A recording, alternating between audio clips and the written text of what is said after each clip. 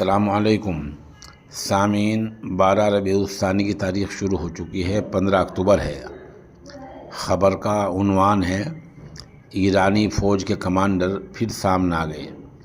دراصل ایرانی فوج کے بڑے کمانڈر اسماعیل قانی صاحب گزشتہ کئی دن سے غائب تھے، ایک طرح سے لاپتہ تھے۔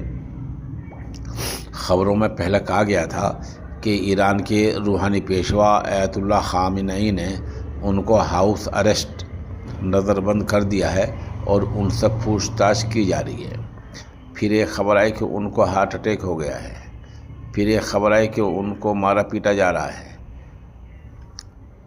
ان تمام باتوں کو آج اس وقت نکار دیا گیا جب ایرانی کمانڈر سامنے آئے۔ آپ ایک جنازے کے میں شامل ہوئے تھے۔ تدفین میں جو ویڈیوز اور جو تصاویر ان کے سامنے آئی ہیں ان سے ظاہر ہوتا ہے وہ ٹھیک ٹھاک ہیں۔ کیا پوچھ تاچھ ہوئی، کیا ہوا، کیا نہیں ہوا، اس کے بارے میں کسی کو کچھ پتہ نہیں ہے۔ تاہم ان پر الزام یہ لگا تھا کہ وہ اسرائیلی خفیہ ایجنسی موساد کے لیے کام کرتے ہیں۔